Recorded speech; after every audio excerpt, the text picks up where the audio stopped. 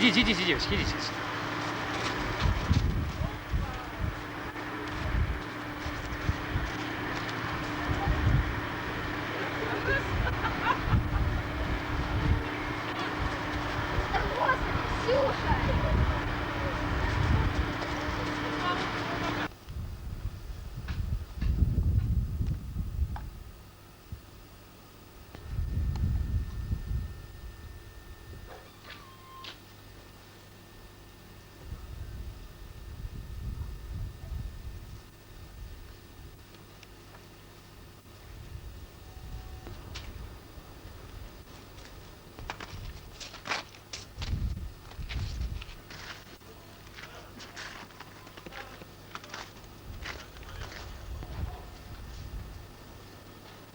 Я сегодня просил связать меня с президентом Республики Грузия, господином Рамсахурди. Связались с ним начальник войсковой группы и сказал, что я хочу поговорить. Он сказал, с преступниками я говорить не намерен. В чем суть моего преступления, я понять не могу. Значит, приговор уже вынесен? Судя по тому, что творилось здесь за эти месяцы, когда люди исчезали, и после мы их привозили из Галийского морга, из других, на улицах, в канавах, в речках, выколотыми глазами, прожженными паяльными лампами, черепами и так далее. Судя по всему, для меня, конечно, другого не приготовят. Кто, кроме вас, еще подлежит аресту? По имеющимся сведениям, значит, кроме того, ну, это мною не проверено, но во всяком случае, там, значит, Кулумбегов есть, он в бывшем обкоме второй секретарь был, молодой человек совсем, недавно только он немного поработал, и еще Загоева есть, Евгения Павловна. Вот по этим данным, значит, мы трое, но в основе все же, видимо, направлен удар против меня. Как вы к этому относитесь? Ну, а я отношусь, как может относиться приговоренный человек. Значит, эмоционально это, конечно, тяжело, но я готов был давно к этому. Потому что иного ждать нельзя было. По почерку того, ведь убито уже больше 200 человек. Я имею в виду это тех, которых мы похоронили.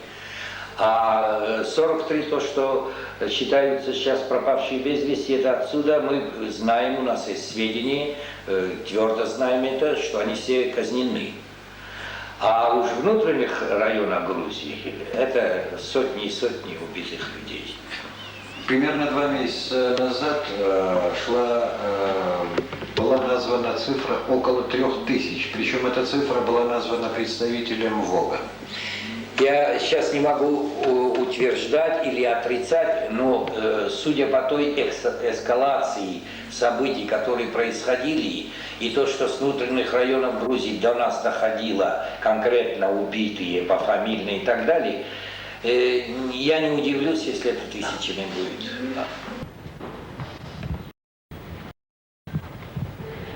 Цхинвальский пансионат для престарелых и инвалидов.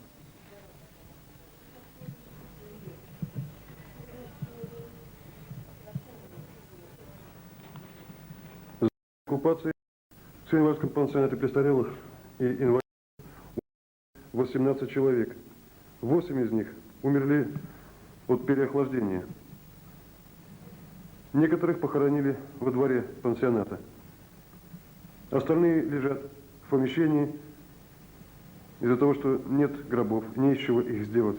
Кроме того, деревообрабатывающие станки стоят из-за отсутствия электричества. Место захоронения несчастных стариков из пансионата. Кладбище с грузин, и пришлось их хоронить прямо во дворе. А это врач пансионата, это Гаглуева. Зита, скажите, а что среди вот этих несчастных стариков, которые находятся в пансионате, есть и осетины? У нас в пансионате всех национальностей. Осетин меньше всего. В основном грузины и русские, украинцы, евреи. Ну вот какие проблемы у мертвых мы уже видели. А какие проблемы у живых? А живыми у нас проблема накормить и согреть. А с 3 уже января вот всего года наши престарелые начали умирать от холода и недоедания. Итак, на сегодняшний день у нас умерло уже 20 человек разных национальностей. Если бы мы знали, ну во имя чего мы умираем, ради какой такой цели, мы бы знали, что вот наш Советский Союз, там враг на нас напал. Знаете, у нас было бы абсолютно другое настроение бы. А то ведь мы не знаем, за что же мы умираем-то. Вот нам неприятно уже люди, которые умерли, часть из них похоронена во дворе, 9 человек, это я знаю, это точно. Там есть табличка, написано, кто там умер. Часть из них лежит в чистовне, часть лежит у нас в жилом помещении, где мы вот спим на одной половине, мы находимся, а рядом вот там покойники лежат. Ну где же это подобное видано, где? Когда, у кого, в какой стране? Это моя родина.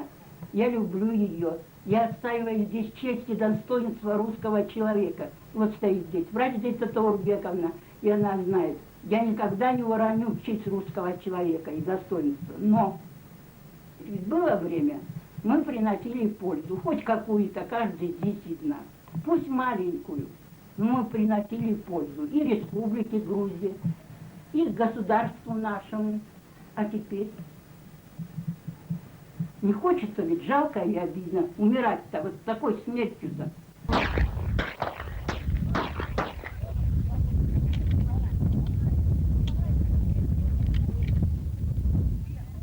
Селение Хитагурово Цхинвальского района. В блокаде мы живем. Женщин Южной Осетии просим от всей души, чтобы помогли нам все женщины России. Весь мир. Чтобы весь мир услышал наш голос. Вчера закончился референдум. Свыше 90% населения Юга Осетии проголосовали за союз. Грузинская сторона открыла интенсивнейший огонь. Всю ночь шла стрельба по городу. Ранено 6. Вот один из них в реанимации. Минувшей ночью город опять подвергся интенсивному обстрелу. Однако этот 9-летний мальчик, Арвид Бестаев, ранен не во время обстрела.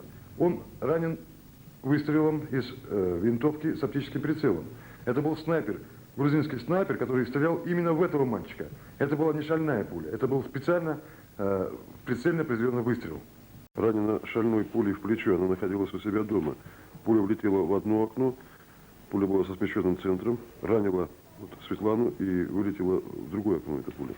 У нас на глазах сегодня разваливается то, что мы привыкли называть Советским Союзом. В случае выхода Грузии из состава СССР, вы этот вариант каким-то образом пытались проработать? Давайте дальше глянем, или раньше взглянем. Ведь до революции, если это было государство такое, ну, надо правом сказать, но и уродливое, и вместе с тем, значит, может быть, где-то не правомерное, что ли, государство. Тоже империя. Но тоже империя, правильно? Но ведь до 17-го года не существовало государства Грузии. Национально.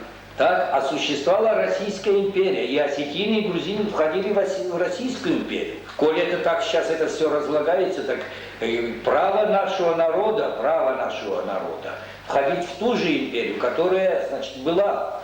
Не назовем ее империей, пусть будет государство русское. Вот правопреемником этого русского государства является Российская Федерация. Так мы законно имеем входить, до 17-го года входили, и имеем законное право. Уж не говоря о тех нормах международных, правовых и всех остальных, которые провозглашены во всем цивилизованном мире, в том числе Организации Объединенных Наций. Право нации на самоопределение. Так что я не вижу здесь иного пути. Обращение командующему Объединенными Вооруженными Силами СНГ, Верховному Совету РСФСР и Президиуму РСФСР. Мы обращаемся к вам от имени народа Юга Осетии, который вот уже 3-й год находится в условиях энергетической, экономической и психологической блокады, подвергается военной агрессии со стороны соседней республики Грузии. Несмотря на смену правительства в Тбилиси и звучавшие оттуда заявления о приверженности временного руководства, не получившего еще признания своего народа и признания других государств, принципов демократии и мирного разрешения юго-осетинского конфликта, сохраняется энергетическая, транспортная, информационная блокада Юго-Осетии. Продолжается стрельба на подступах к Цхинвалу. Охарактеризуйте, пожалуйста, ситуацию в Южной Осетии вот с точки зрения руководителя войсковой оперативной группы, нейтральной, собственно, позиции. Наладился определенный диалог между руководителями обеих, так сказать, и Грузии, и Южной Осетии. Хотя, быть может, в этом еще не хватает конструктивности. И хотелось бы больше практических шагов видеть с грузинской стороны. Потому что даже в период правления Республикой Грузия Гамсахурдией в Южную Осетию подавался хотя бы по графику электричество, газ. В настоящее время республика практически все время находится в блокаде. Нет ни света, и сейчас вот затруднены поставки газа. Разрушенные дома в осетинских селах утюжили этими гусеницами. Его такая, что ее не берет ни мина, ни гранатомет. Вот поэтому схинвальцы так бурно приветствуют воинов, обезвредивших боевиков из грузинского села Авневи.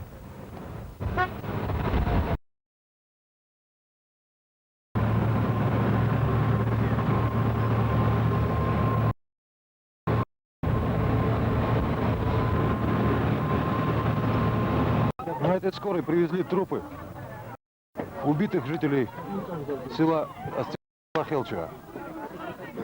Двое и несколько раненых. Я даже пока не знаю сколько. Убита женщина и убит старик.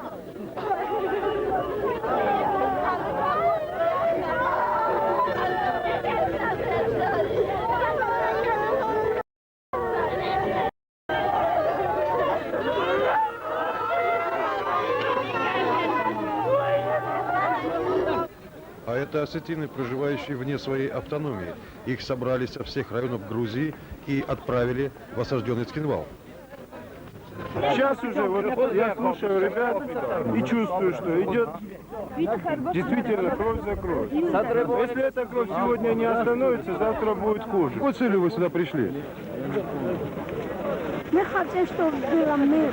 Осетины сейчас не смирятся, потому что у них уже как-то это уже очень далеко ушло, понимаете? Вы сейчас снимаете, а я приеду домой, и неизвестно, что меня ожидает.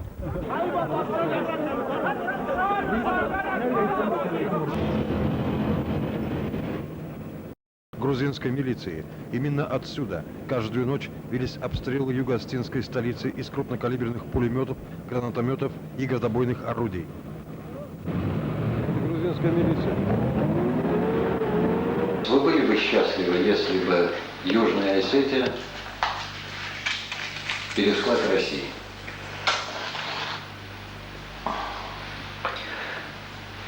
Что? Я имею в виду в той ситуации, в какой сейчас находится. Вот я это и хотел сейчас поправить. В этой ситуации несчастье это единственный выход. А раз он единственный, он бывает и счастливый. Когда в туннеле идешь, в туннеле бывает один вход, один выход. Я скалу в голову бить, чтобы выйти другим, вторым, третьим, десятым выходом не бывает. Ищешь вот этот луч, который тебя выведет. Вот в этой ситуации это единственный выход. Я еще раз говорю, пусть меня никто не попрекнет, я реалист. История осетино-грузинских отношений многовековая. Если бы все было нормально, все бы нормально и осталось. В этой ситуации это единственный выход. Более того, раз он единственный, он самый счастливый. Я бы был счастлив. У вас есть желание какое-то, это уже не вопрос, это просто предложение, есть какое-то желание, чтобы из вашего подполья, трудно ведь сказать, сколько оно продлится, сколько вам придется скрываться, у вас есть какое-то желание обратиться, положим, к своим людям, к осетинам? Ну, счастье в этом деле, тяжелом счастье, чтобы они вышли из этой туннели. Если я, еще раз говорю, буду жив, я до конца, я знал, на что я иду, я пенсионер, я же великовозрастный человек, я мог спокойно отсиживаться. Может быть, на первых порах кто-то и подумал, ну что высовывается, ну карьерист, видимо, старый партократ, все это. Нет, побуждения совсем другие были. Поэтому я желаю, я убежден, народ выйдет из этой, так скажем, свары, потому что мир-то стал цивилизован, мир большой вокруг нас. Поэтому пусть будет, не знаю, в вашем, так сказать, последнем вопросе, нотка отпевания идет. Ну что, Я сказал, подполье. это не желание ваше. Это всякое может быть, и вы трезвый человек, и знаете, это и я трезвый человек, мы взрослые люди. Но мы надеемся, что с вами еще не раз встретимся, еще раз будем, видимо, вот так говорить, и жить будем. Я надеюсь на это. Без надежды не бывает. Ну, поперек судьбы тоже не встанешь. Вот так.